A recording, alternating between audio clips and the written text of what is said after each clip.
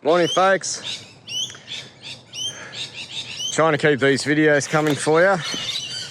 Now, trying to continue the journey on the tricky stringybarks. And you can see I've got a genuine stringybark eucalypt here. Now, we've had a look at sparsifolia and we've had a look at agglomerata, and I'm trying to do justice to all of them. Now, I'm in Western Sydney. I'm on what we call alluvial floodplain terraces of the Georges River. Pretty much a floodplain. This bushland reserve in a place called Hammondville, Lieutenant Cantello, which I've been very strongly familiar with over the years. I used to live just up the road. We're just in what you'd call a good patch of river flat eucalypt forest, an endangered ecological community. We've got things like a lot of Angophora floribunda, and I've just done a video on Eucalyptus boweriana. There's a ton of Eucalyptus Angophora floribunda in here. There's so many trees. And there's things like Eucalyptus mollicana, and there's even trees like Eucalyptus bosistoana, the coast grey box as well. It's a bit weedy in here, but it's, patches of river flat forest are really beautiful, and there's some good patches around the Liverpool Bankstown area on the Georges River. But if you pay attention, you eventually get a stringybark. And we've got a stringybark eucalypt. Now, I would say in this part of Western Sydney, there's two possibilities. And we're in the realms of Eucalyptus globoidea or Eucalyptus eugenioides. You could easily get both. And the idea is to just have a look and see what you think and see what's possible. Now, when I go up to the canopy, to me, just to start with, a lot of leaves are looking sort of short and sort of on the fat side. Maybe not, maybe not on the fat side, but getting up to 2, 3, maybe not 4 centimetres wide, but at least maybe 2 to 3 centimetres wide, and maybe on average about 7 centimetres long or something like that. Now, when I see that, I strongly start to think globoidea straight away, with eugenioides having more of a longer sort of tapering leaf. But that's just a real general framework to get started. You really got to get hold of some material. And I managed to liberate some here.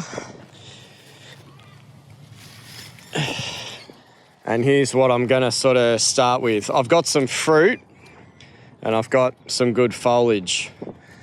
So what a lot of us will do is we'll just start looking at the foliage to start with.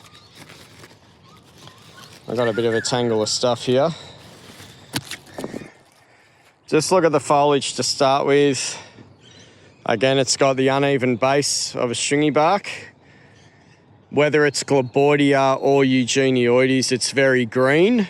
It's a very green foliage and it's sort of dull. And the adult foliage should be concolorous on. Now, what I'm sort of looking for is, if I get a leaf that's sort of looking like that, then what I'm calling that is sort of a bit shortly fat. It's not near the size of some of the capitulata leaves I got, but it's sort of on the short and wide side, and that's what we call, what do we call that? A smaller length to width ratio of the leaf. And if I feel it, and I know this is all comparative, but we've got to do this in the stringybarks, it's not overly thin and it's not overly thick. It is just sort of in the middle. But there is a little bit of thickness there. There's a little bit of thickness to the leaf. You wouldn't call it a totally thin leaf. And one of the tips we're given for eugenioides is the papery thin leaves, or leaves that feel really thin. And that's even mentioned on the most foremost sort of websites like Euclid. So that's what I start off doing. I'm just getting really good representation of the leaves. I'm collecting for a eucalyptus workshop, so unfortunately I've liberated this whole branch, but there's some nice big trees here. And again, just get yourself a good representative sample of what the leaves are doing.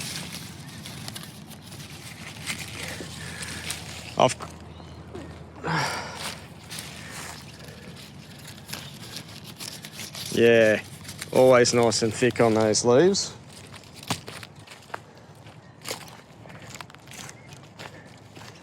And then if I come back over here,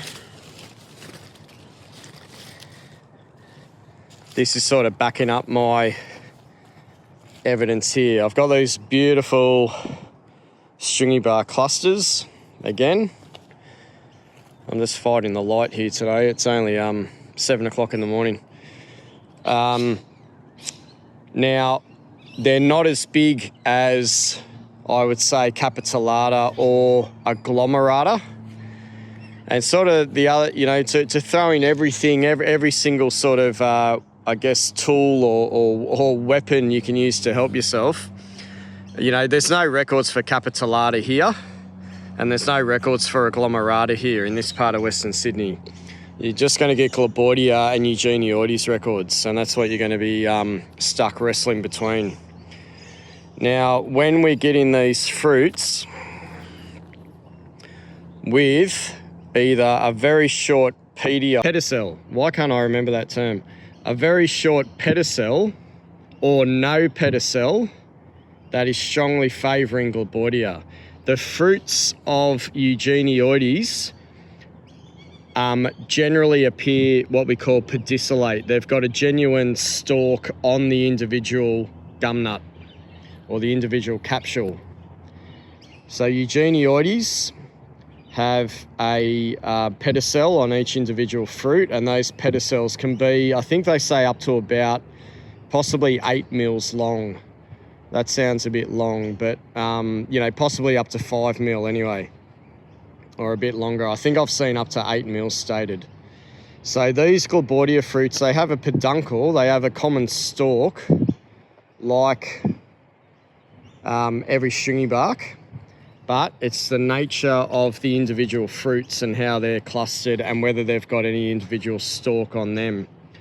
And if you bear with me, I'll try and pull some off, and we'll just have a bit of a, if I can just sort of crush them up, and that's what I've done. And hopefully you can see there's hardly any stalk. There's hardly any stalk on the individual fruit. It might be up to 2 mil long. I think they allow for 2 mils. I wonder if I've seen globoidea with individual pedicels longer than that in my time, but I think the description allows for up to 2 mil. So with these fruits being sort of heavily clustered and not having any noticeable pedicel, combined with these sort of somewhat thickish leaves that have a, what we call a low, what do we call it? A low length to width ratio, and combined with habitat, and just combined with the overall look of the canopy, which is, you know, being generated from this, I'm strongly favouring Eucalyptus globoidea. And I will go and check records and see what I can find in terms of bionet records and things like that, and see what I can substantiate. So what I haven't got is buds. I haven't been able to get any buds. Here's a nice big globoidea over here. They can get quite large. That is a beautiful big one right here. I can see the leaves sort of glistening in the sun, some vibes with that.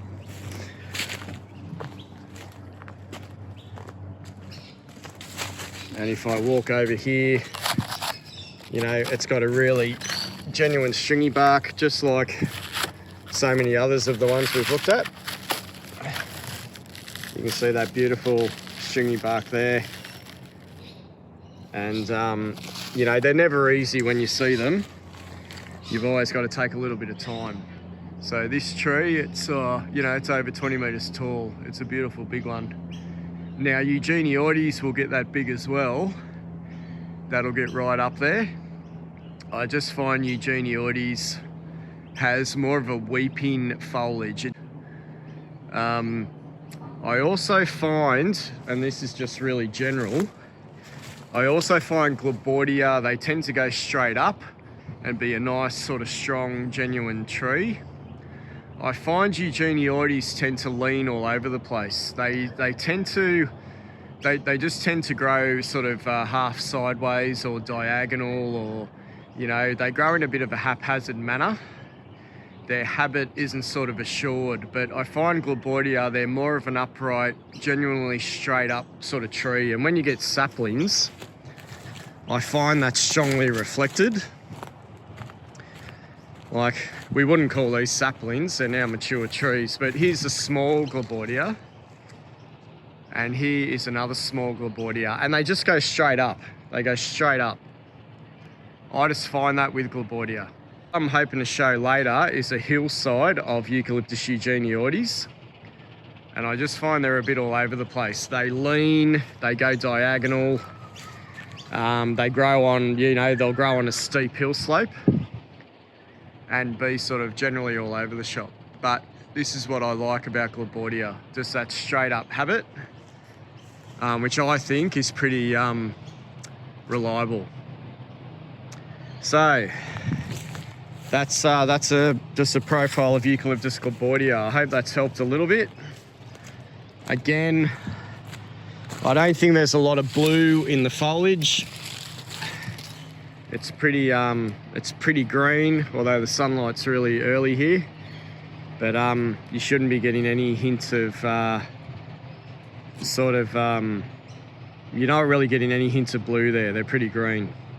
I did say in the agglomerata video that I wonder if globoidea and agglomerata do hybridize or integrate.